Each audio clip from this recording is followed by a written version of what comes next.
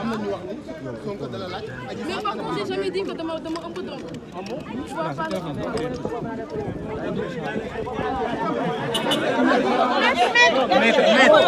Eh Gabriel Kane doo bàyyi kii mu wax. Gars yi yéen ñuy gàdde gars mais sama tànk bi dañ ko képp.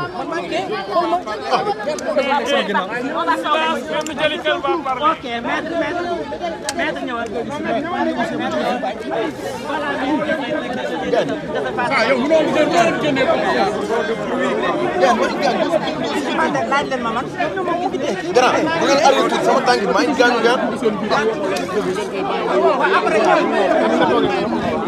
waaw nañu arrivé tuuti kon ma jël sama tànk bi.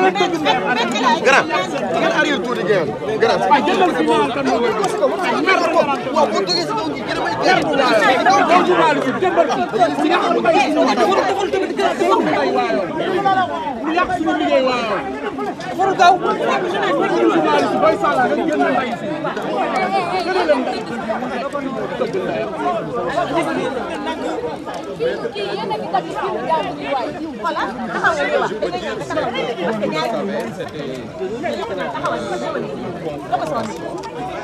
entre l'inculpé.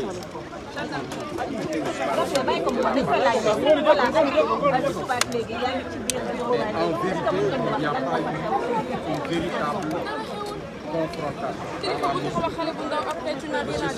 C'est décevant. Non seulement question de monsieur le question des avocats de la défense.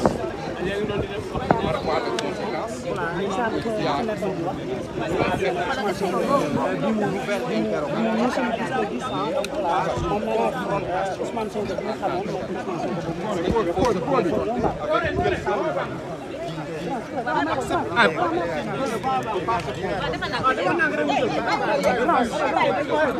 donc en gros, c'est ce que je voulais dire et c'est ce qu'il y a. Moi, je ne suis pas de ceux qui violent le secret de l'instruction sur la place publique.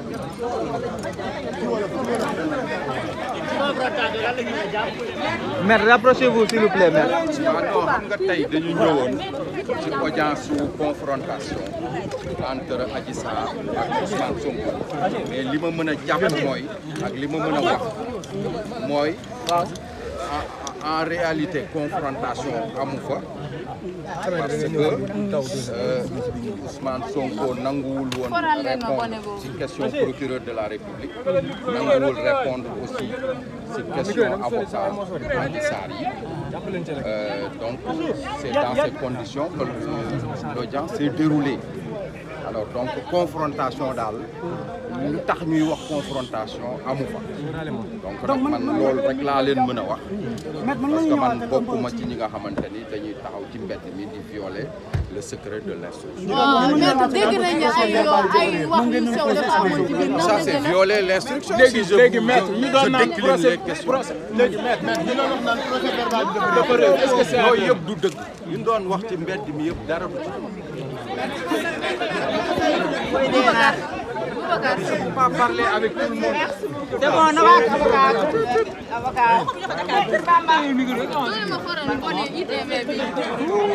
Kenn mënul sëgg fi mu toll nii kenn. Maître kaay. Maître kaay. C'est bon là. C'est bon. Cette confrontation sur quoi tu parles? Je vous remercie. Je ne sais pas. Notre parti. Ce n'est vraiment pas ce qui nous intéresse. Si la confrontation était un combat, on peut dire que la partie baisse la peine.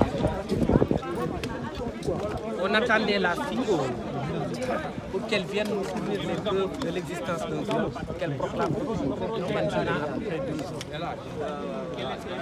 Mais elle a été quoi? C'est-à-dire qu'elle n'a pas voulu s'exprimer. Elle s'est retranchée dans un silence qui nous a nous. On pensait qu'aujourd'hui elle serait là, avec des preuves vidéo dont elle disait qu'elle avait à disposition et qu'elle remettrait au juge. Donc ce silence-là, abyssal, nous a étonnés. Parce que vous pensions faire face à une personne qui était déterminée et qui devait venir simplement pour formuler des preuves de la culpabilité. Et on l'a ainsi que ses avocats. Et ils ont carrément perdu la bataille de la confrontation. Et ils le savent. Mais Adji Sarr affirme que vous n'avez pas occupé mot. Sonko n'a pas répondu à aucun Sonko a été très colérant dans sa ligne de défense. Sonko n'a pas voulu répondre aux questions des avocats parce qu'il leur a expliqué la raison. Je ne veux pas entrer dans le fond, mais cette raison, Adji Sarr ne vous le dira pas, ses avocats aussi, ses excellents avocats ne vous le diront pas aussi. Pour ce qui concerne le procureur, il l'a dit en conférence de presse, il l'a considéré comme un membre actif du complot qui proclame depuis le début. Mais Sonko a répondu aux questions du juge, à toutes les questions du juge. Donc il a été très cohérent. Par contre, la plaignante n'a pas été cohérente. Elle n'a fourni aucune explication à son service. Une centaine de questions lui ont été posées et aucune de ces questions n'a obtenu de réponse. Elle s'est donc morfondue dans un silence abyssal qui nous a tous étonnés parce que nous pensions que c'est une fille qui était d'attaque et qui n'attendait que ce jour. Hier, elle a fait une interview pour dire qu'elle n'attendait que le jour de la confrontation pour déposer sur la table du juge la preuve de l'existence d'un viol qui a été commis sur une fille. C'est pas à lui de prouver qu'il est innocent.